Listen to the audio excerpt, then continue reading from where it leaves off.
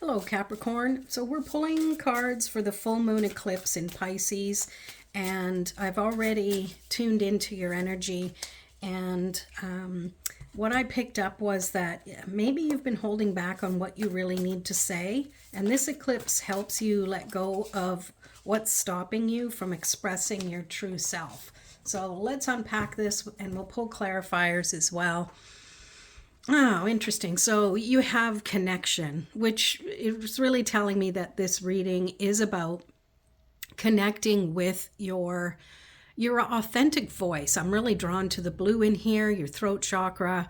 Maybe you've been exercising your communication skills, or you need to, or you're struggling with it. Like, it's a collective reading, so it's really hard to pinpoint for you specifically, but take what resonates. So let's just see what we have here. We've got the Eight of Wands, the Justice, and the Ten of Swords. So this card for me is usually a really good card. It's about taking action. It's about things lining up so that they can efficiently move in the same direction. But for some reason for you, Capricorn, I'm picking up that there is an overabundance of energy. I'm almost feeling a sore throat coming on. Just maybe it's from having to speak loudly to be heard, or arguments, or I'm really not sure, but it feels like maybe you've been biting your tongue or holding back, wanting to say something, but feeling like you can't for whatever reason. And let's pull a clarifier before I move on to the Justice card there. So let's clarify the Eight of Wands. Okay, I think all of them are upside down. Yeah.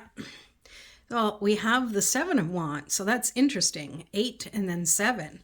So it feels like maybe there has been some conflict, and you might be feeling a little frustrated at the actions you want to take or have been taking that just haven't been working out.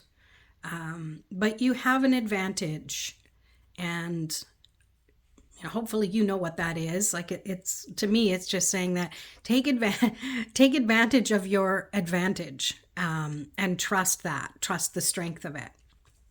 Okay, now we have this Justice card, which can really speak of reflecting what you want to achieve or say, or whatever it is that's coming up for you. It's understanding that balance isn't always just going to present itself. You have to take the action to do that. So let's clarify it. We have the King of Swords. Yeah, it's really trusting your voice, trusting your intellect, and maybe it's time to transform the way you have been communicating into something that feels more aligned and more aligned with who you are, with your highest self, so that you're not always feeling like, either you have to be the bad guy, or you have to bite your tongue. Like, it's about honoring yourself. And I know you're a very caring person, and you really want to, not step on anybody's toes and make sure everybody feels supported and understood. But don't sacrifice yourself in doing that, okay? It's really important for you to honor yourself first. And when you do that, you're setting precedents that others will honor you too. Maybe it's not so blatantly obvious, but energetically, when you start doing that, other people will energetically start to understand it. I hope that makes sense.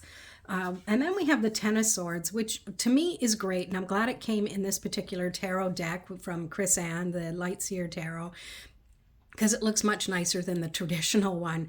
It's showing her moving on with confidence and leaving behind anything that didn't feel right.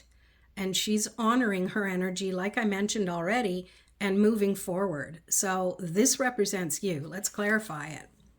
We have the Five of Swords. Lots of swords energy. So lots of thoughts going on. If there's too much thinking, maybe give yourself a little break, and then, just step into your heart and focus on expanding your heart energy. That's going to start to balance things out a little bit. But what I feel from here is it's saying you're done with trying to play nice. It's not that you're going to be mean. It's just that you need to start playing nice to yourself because no one else is going to do it. I feel that this is like the three different phases of you. These aren't separate people. You know, you've gone from feeling alone and desperate because people aren't listening to you or honoring you, walking away. And then this one here is, you know, you're hanging on to some things that your own thoughts and your own ideals. And it's time to stand up to that. Okay. All right, Capricorn, I've got one more. Let's just pull another oracle card to just sew things up, hopefully in a neat bow for you. Dreams. Yeah, remember what your dreams are, your goals. That's going to help you stay focused on where you want to be. And maybe this is just focusing on the dreams you've been having. They can be a heads up. Even if you don't really remember what the dream was about, you often remember how you felt. So pay attention to that. Focus on less about what the dream and interpreting it, and just more about how did it make you feel. And you can decide from there what action you need to take, whether to double down on it or whether to do something about it if it didn't feel good. All right, Capricorn, that's it. I hope you enjoyed your reading, and we'll see you in the next one.